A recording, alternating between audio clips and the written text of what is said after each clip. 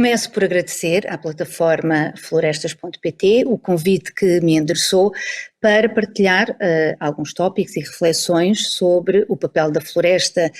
para a concretização da meta da neutralidade carbónica e o que é que significa ou pode significar em termos de oportunidades e também desafios para a floresta nacional. Em termos de alinhamento de conteúdos,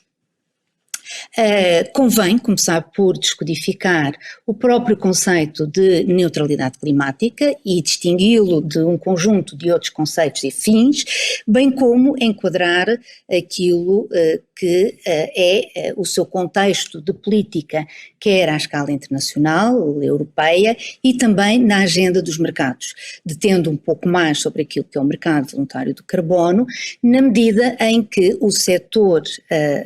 da floresta em Portugal será impactado por um movimento que vai muito para além do que se passa em termos de política pública, ou passará em termos de política pública nas suas fronteiras ou nas fronteiras do território nacional, é um movimento global. E terminarei, enfim, com um conjunto de mensagens que acho que é importante partilhar e que retenham do tema que estou aqui a abordar. Relativamente ao conceito da neutralidade carbónica, eu tomei a liberdade de reunir um conjunto de conceitos na versão anglo-saxónica, porque nem sempre as traduções para português têm sido rigorosas e a verdade é que até há relativamente pouco tempo a esta parte nós utilizávamos como alguma descontração diferentes terminologias e achávamos que tudo significava a mesma coisa. Enfim, um pouco fruto do clima que se passa nos mercados e dos compromissos corporativos e a bem da transparência e da integridade da informação e para evitar questões de greenwashing, hoje em dia há um grande cuidado com a terminologia que é utilizada. E, portanto, o que é que significa neutralidade climática ou neutralidade de gases com efeito estufa? Bem, quando nós estamos a falar nisso, estamos a falar num balanço nulo entre emissões e remoções antropogénicas de gases com efeito estufa. Balanço esse que dá origem a um impacto neutro no sistema climático. De uma forma mais simples, o que nós estamos a considerar é que existe uma determinada atividade que gera emissões de gases com efeito estufa, as quais são neutralizadas com projetos que capturam de gases com efeito estufa da atmosfera em quantidade equivalente. Esses projetos podem ter natureza biológica, e aí estamos no domínio dos projetos de florestação, reflorestação, gestão florestal, pastagens permanentes, por exemplo, ou podem ser de natureza tecnológica. Não obstante, ainda estamos aqui numa fase embrionária no caso dos projetos de natureza tecnológica. Esses mesmos projetos podem ocorrer na cadeia de valor da atividade que gerou as emissões. E quando isso ocorre, nós falamos em insetting. Quando ocorre fora da cadeia de valor, que é a maior parte das vezes, nós falamos que estes projetos fazem o offset, portanto a neutralização, das emissões geradas. Ora bem, do ponto de vista estrito da aritmética, que é o balanço entre o que é emitido e o que é removido ou o que é sequestrado da atmosfera, nós podemos também falar em reduções de emissões. E, portanto,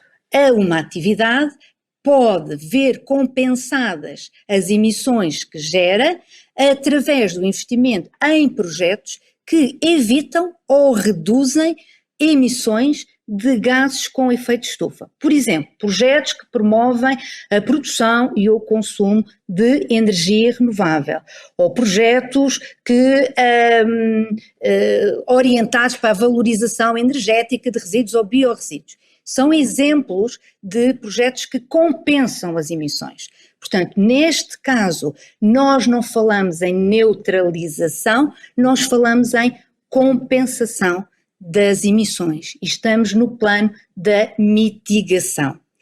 Eu falei-vos até agora sempre em emissões de gases com efeito de estufa e, portanto, estamos a referir ao dióxido de carbono, ao óxido nitroso, ao metano e a todo um conjunto de gases fluorados. Quando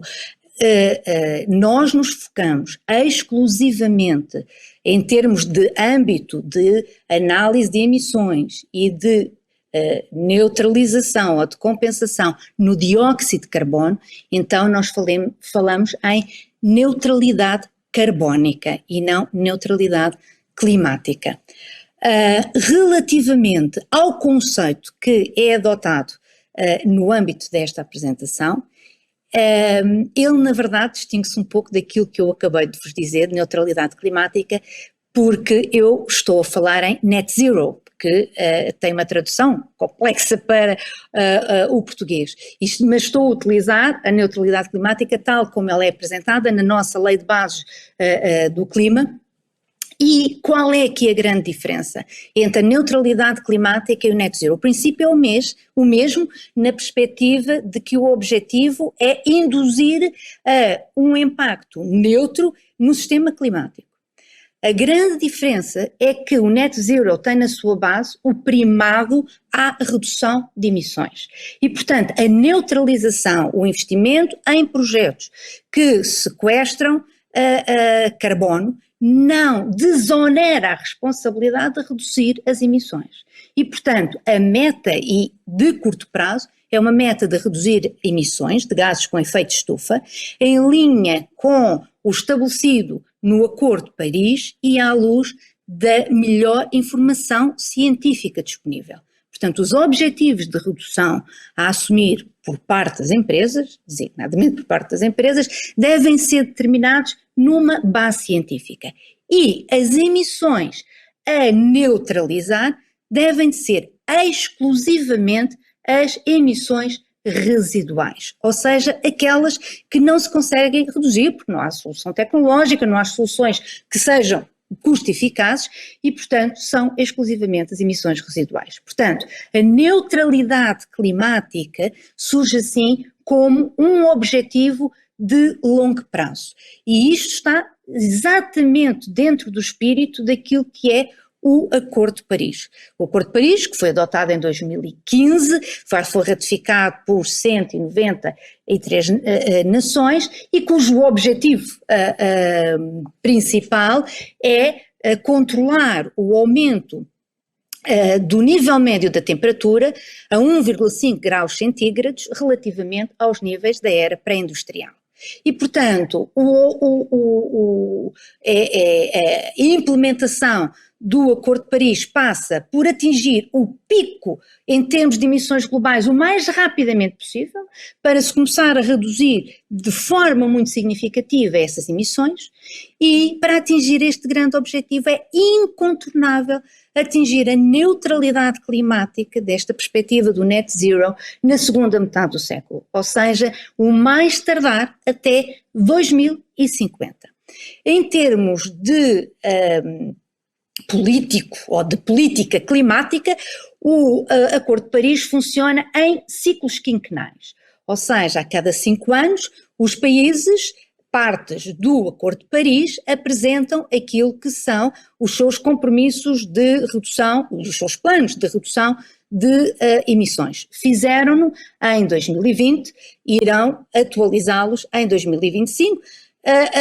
e esses compromissos devem ser cada vez mais ambiciosos. Para além desta componente, no seu artigo 5º, o Acordo de Paris chama a atenção para um tópico absolutamente essencial, sem o qual não existe neutralidade climática, que é a questão do sequestro e dos reservatórios de carbono. A necessidade de conservar aqueles que já existem e de aumentar esses reservatórios de carbono, dando um especial destaque para a floresta e criando aqui a oportunidade e a necessidade de remunerar este serviço que é aprovisionado pela floresta e que serve, em última análise, o equilíbrio do sistema climático. Um outro tópico que é importante no Acordo de Paris e que é um avanço relativamente àquilo que, quando contrastamos com o Protocolo de Kyoto, é a questão da adaptação. É o reconhecimento de que as alterações climáticas existem, elas já estão a ocorrer e, portanto, é necessário preparar as economias para adaptar as economias a essas alterações do clima. O mesmo acontece com os projetos florestais e com qualquer ação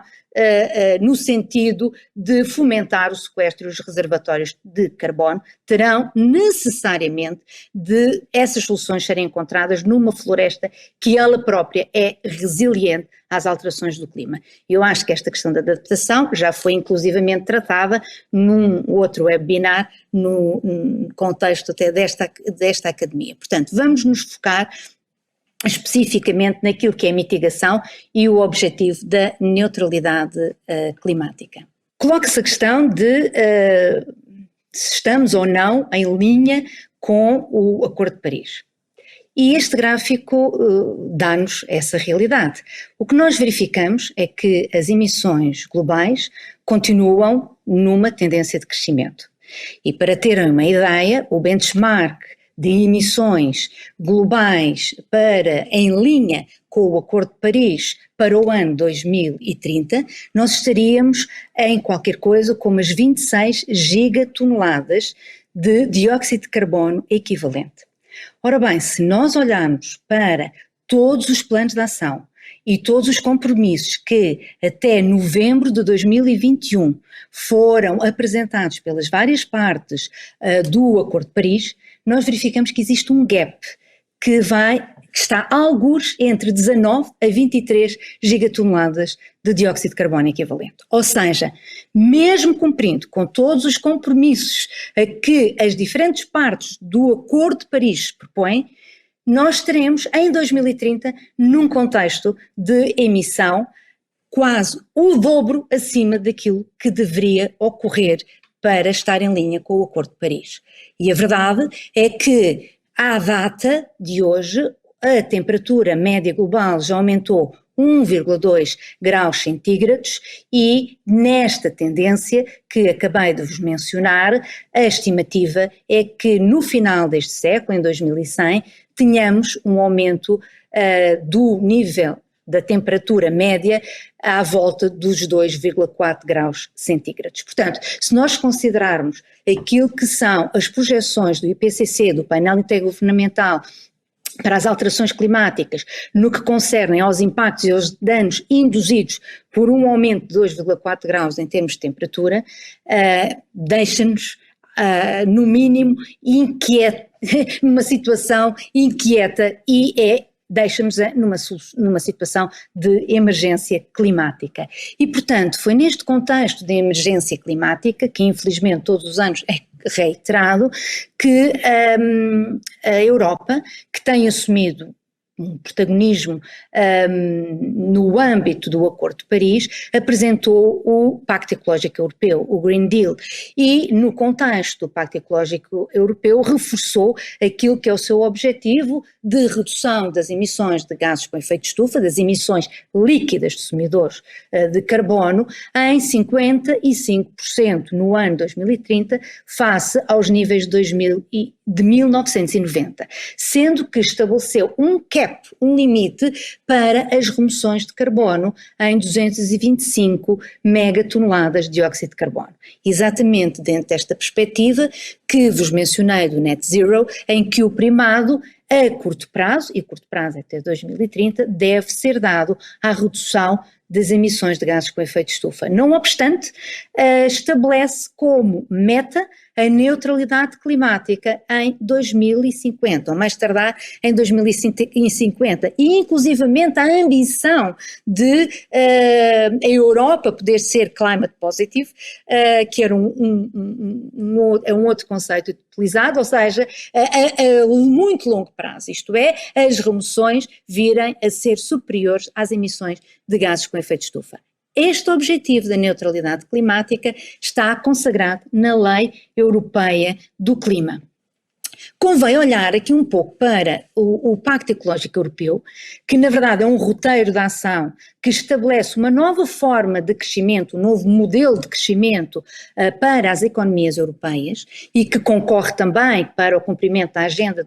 2030 e os Objetivos do Desenvolvimento Sustentável das Nações Unidas, para perceber a dimensão da empreitada que está subjacente a esta transição para a neutralidade climática. De facto, é fundamental descarbonizar as economias, é fundamental, naturalmente, reduzir o consumo de energia de base fóssil através de soluções de eficiência energética, de eletrificação. É fundamental descarbonizar o setor eletroprodutor, na perspectiva da produção de eletricidade passar a ser de fonte renovável, mas não chega este conjunto de soluções para as metas de descarbonização. É fundamental aqui convocar outros modelos económicos e, designadamente, a economia circular e a bioeconomia. Ou seja, para além destas soluções tecnológicas, é fundamental começar a entrar naquilo que é a eficiência em termos dos materiais, descarbonizar os materiais e os recursos que são utilizados, substituindo-os de base fóssil por recursos materiais de base biológica. E, portanto, nós estamos a falar de uma transição que é uma profunda transformação económica e dos próprios modelos de negócio. Naturalmente há a perfeita consciência de que diversos setores serão impactados negativamente e, portanto, há uma preocupação sistemática de que esta transição seja justa e inclusiva e que os setores afetados sejam compensados e integrados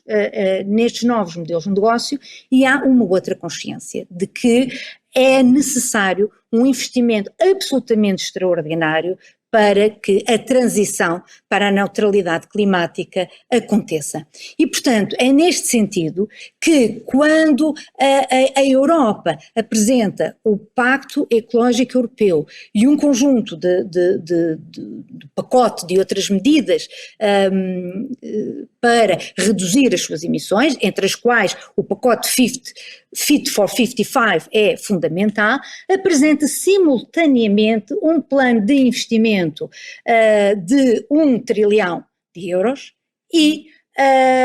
de acordo com todas as estimativas existentes, são necessários pelo menos mais 2,5 trilhões de euros só para o investimento em ativos físicos associados àquilo que é o sistema energético, que podemos chamar do uso do sol. Portanto, é exatamente por isso que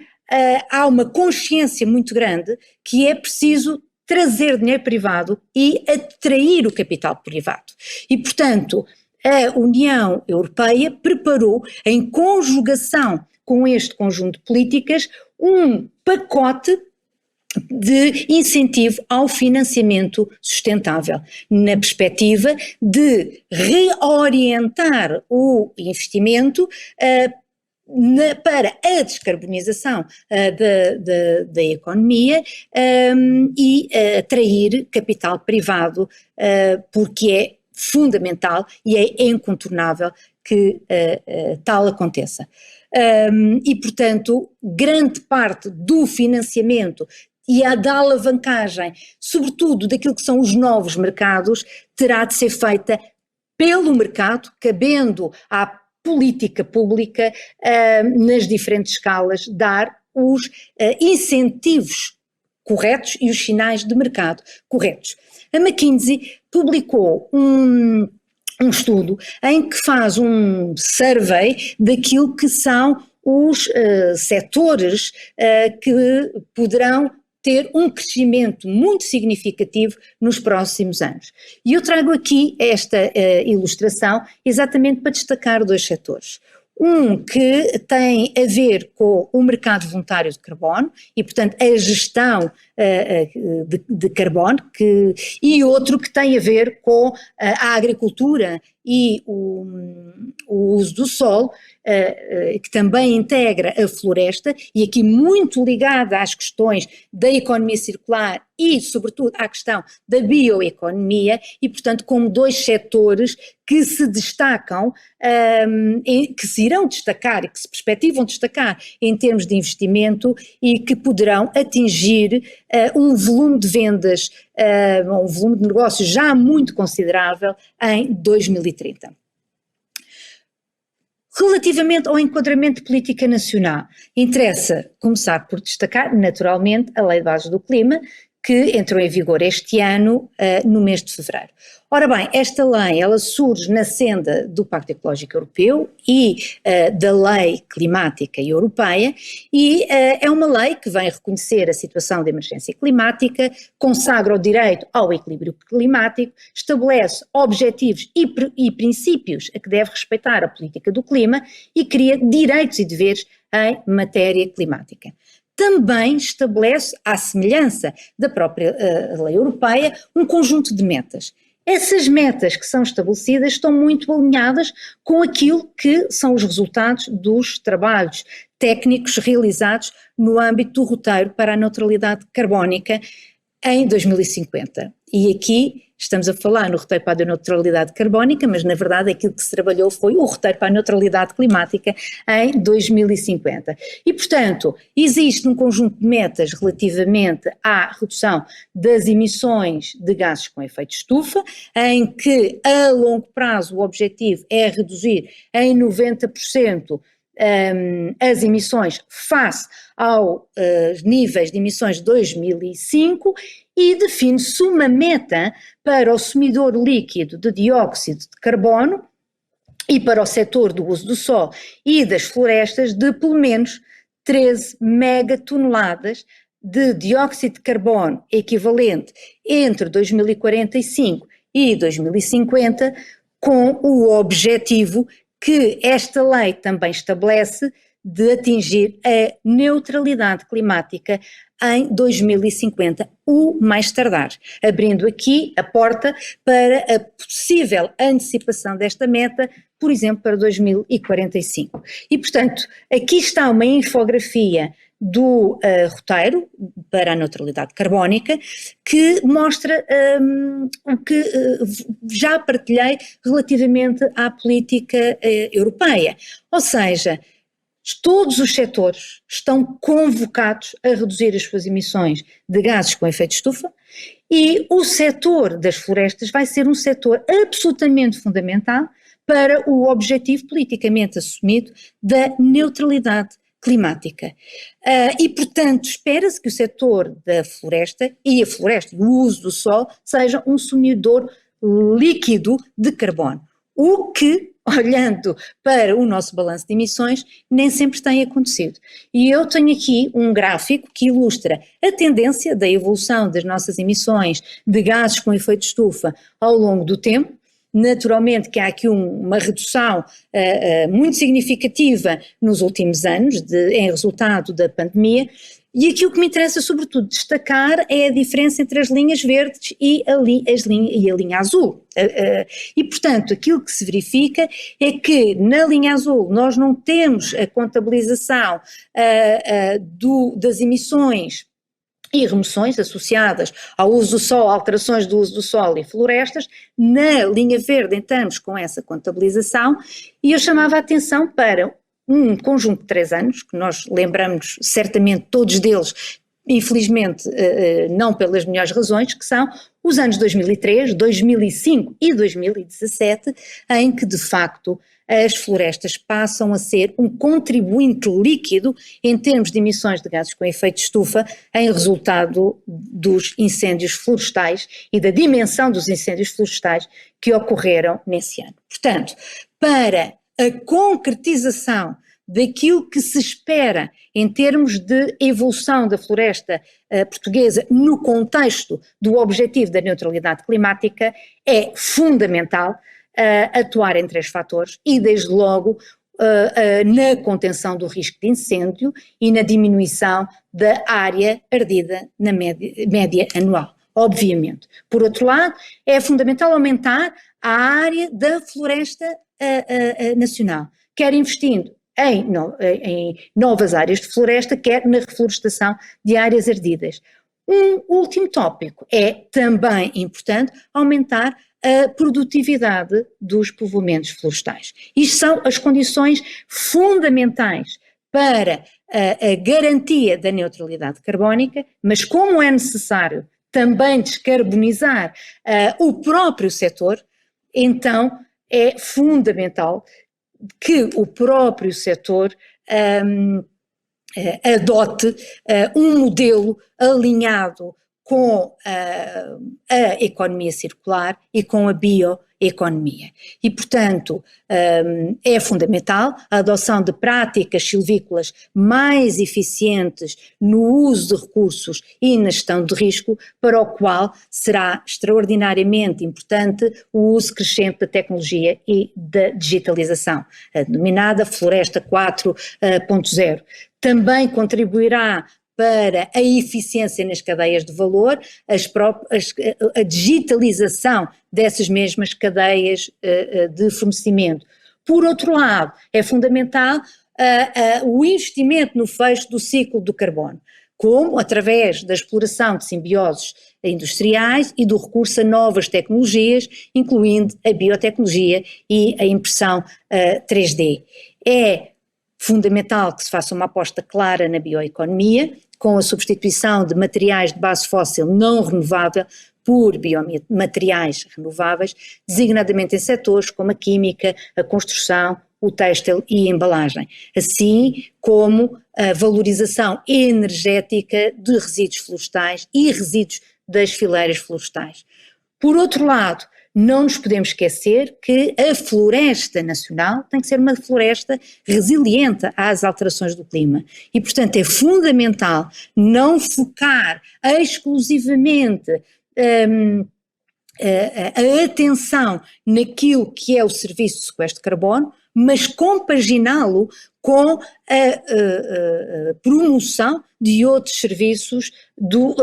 que são também aprovisionados pelos ecossistemas florestais, como a recarga de aquíferos, a preservação da biodiversidade, o controle da erosão dos solos e valorizar também esses mesmos serviços. Ora bem,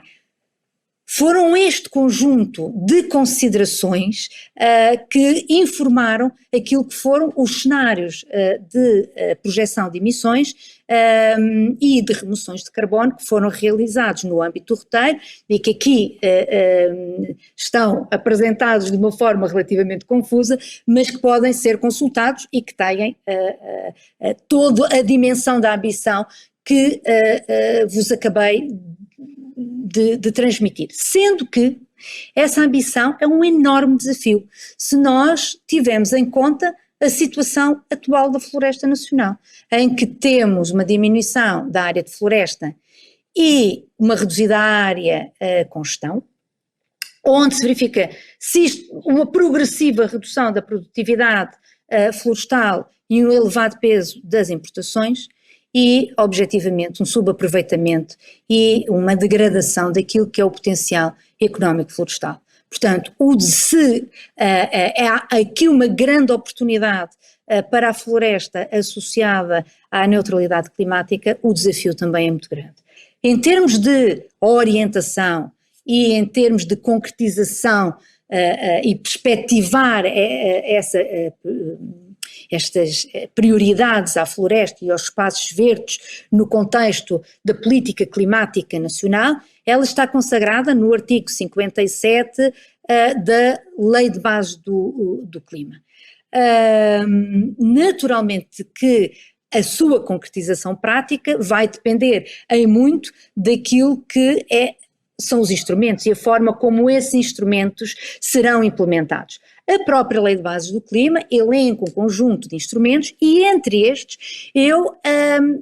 destacaria um, e que tem a ver com o facto de que todos os municípios e CCDRs devem de apresentar até final do ano 2023, os seus planos municipais e regionais de ação climática. E devem fazê-lo nesta perspectiva de que o objetivo é o da neutralidade climática. E, portanto, muito do que se vai passar às diferentes escalas de planeamento e naquilo que são os sinais que vai ser dado ao mercado vai ser absolutamente fundamental para a floresta que nós teremos amanhã. E também fundamental vão ser os diferentes programas de financiamento e como vão ser utilizados esses programas de financiamento, aqui com um destaque grande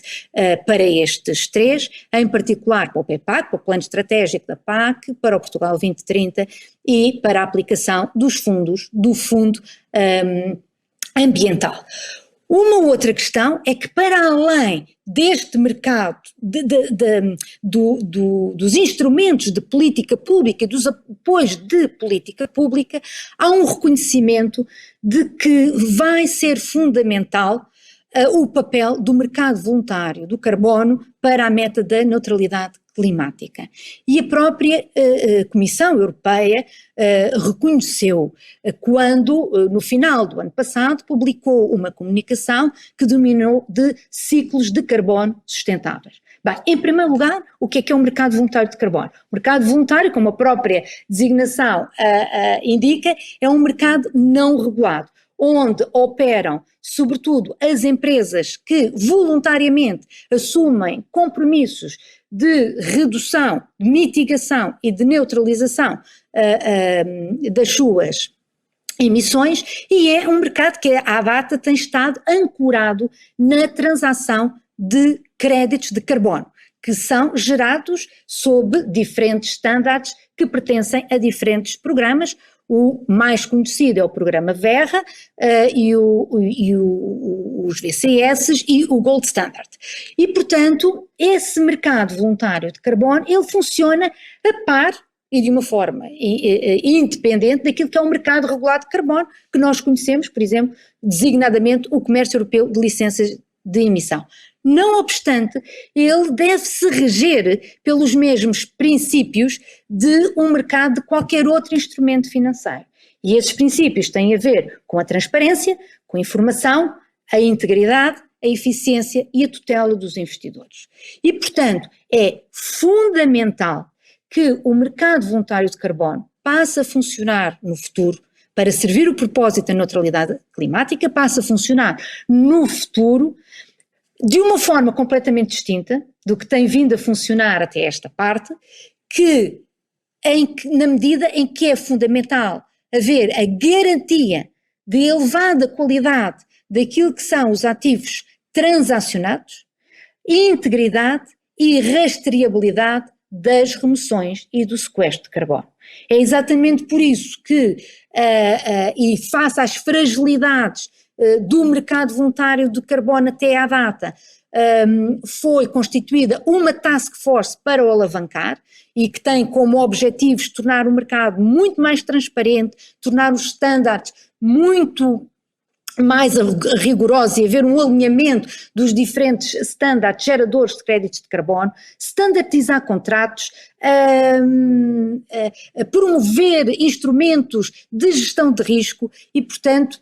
esse é um movimento que está a acontecer com o objetivo de alavancar o mercado que já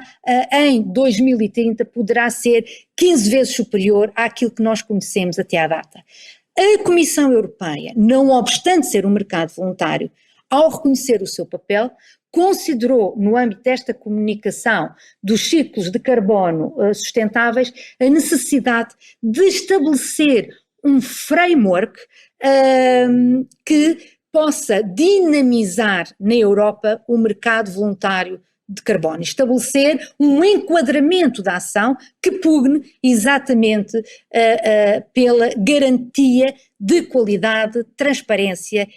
e integridade do mesmo. E tudo isto está em linha com aquilo que são os standards orientadores dos compromissos das empresas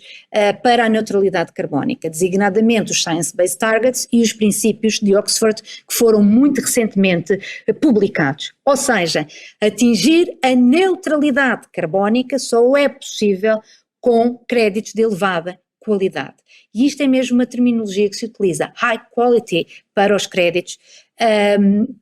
e distinguir de um conjunto de outros créditos que não cumprem os requisitos que são necessários cumprir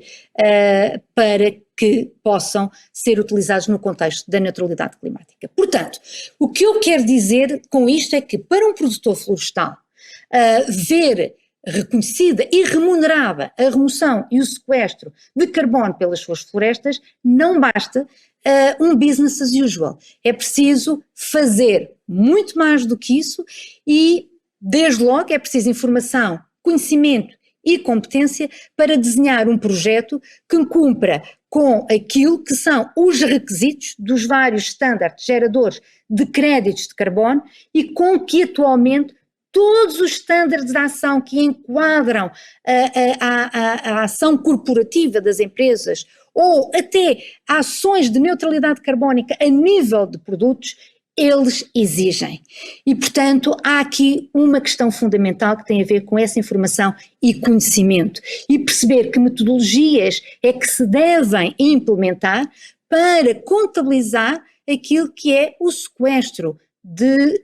carbono ao longo do tempo e submeter adequadamente essas metodologias que naturalmente vão depender das condições edafoclimáticas específicas onde o projeto ocorre e depende muito das nossas características nacionais. Uma outra questão, e que é um desafio extraordinário, tem a ver com a escala e dimensão dos projetos. Eu não estou só a falar da escala em termos de dimensão física dos projetos, que é muito relevante, mas também a dimensão de gestão, que é aqui uma outra questão fundamental, porque na verdade gerar um crédito de carbono ou gerar uma tonelada de carbono para o mercado voluntário e que possa ser utilizado no mercado voluntário, tem custos de transação muito elevados, que vão desde, como estava a dizer, a estruturação do próprio projeto, à monitorização e verificação externa independente. E, portanto, naturalmente que estes custos de transação não se compaginam com projetos de pequena dimensão e pequena escala. Uma outra questão particularmente relevante em Portugal tem a ver com o risco de permanência. Isto é uma questão que durante muito tempo se levantou e que vedou em determinados contextos a utilização de créditos de carbono com base em projetos florestais e que tem a ver com a permanência daquilo que são as remoções e o sequestro do próprio carbono. Há um período mínimo para estes projetos, e o mínimo dos mínimos são 30 anos, que se tem que garantir que aquele carbono está estocado na floresta. Ora bem, quando nós olhamos para o nosso contexto, designadamente de incêndios florestais, quando olhamos para o passado e perspectivamos o futuro e verificamos que o risco de incêndio no futuro é muito superior, isto significa um risco de permanência agravado, que impacta muito, quer aquilo que, por exemplo, são as exigências da buffer pool, que é uma parte de créditos que não podem ser vendidos para controle de risco e gestão do risco associado ao projeto, como desvaloriza o preço dos próprios ativos e dos créditos de carbono. Portanto, o risco de permanência é uma questão que tem sido muito discutida, para quem quer fazer investimentos em Portugal.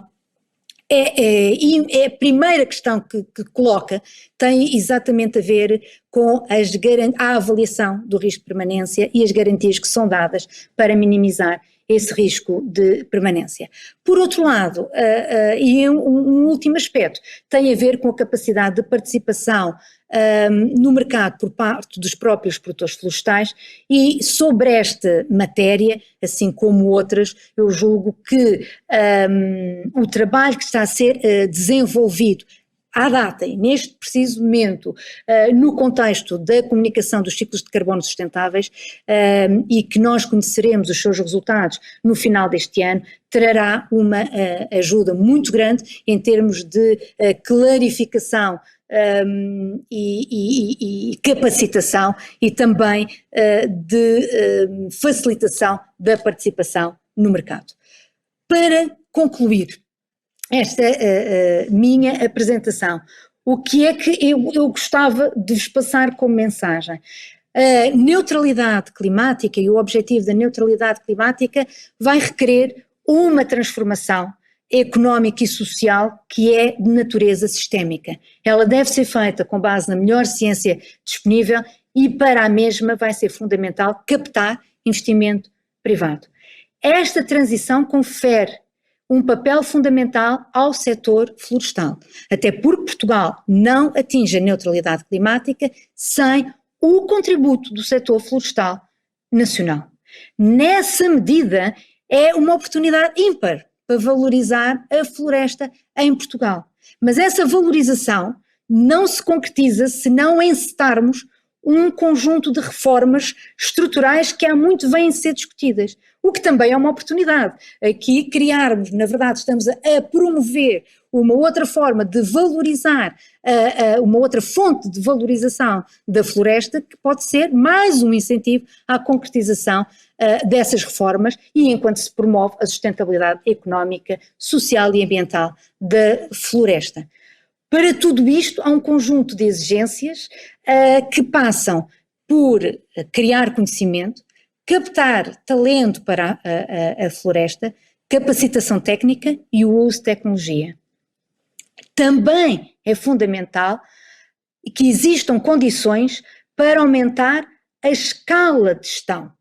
e operacionalizar novos modelos de negócio. É fundamental dissociar aquilo que é a propriedade florestal daquilo que é a gestão dessa propriedade florestal. É também importante evoluir o sistema de pagamentos diretos aos produtores florestais, privilegiando, em geral, apoios de natureza ambiental, climático e territorial. Vai ser importante que a política pública dê um sinal claro na perspectiva de alavancar o mercado voluntário de carbono e fazê-lo em integração e articulação com a valorização de outros serviços dos ecossistemas florestais. Isso é uma condição base para a geração de créditos de carbono, são os co-benefícios induzidos pelos projetos florestais para além daquilo que é o serviço de sequestro de carbono que ele vai aprovisionar. E, portanto, esta alavancagem passa por assegurar a elevada qualidade, integridade, rastreabilidade e transparência do mercado voluntário de carbono, colocando exigência na qualidade dos projetos que são empreendidos e exigência, inclusive a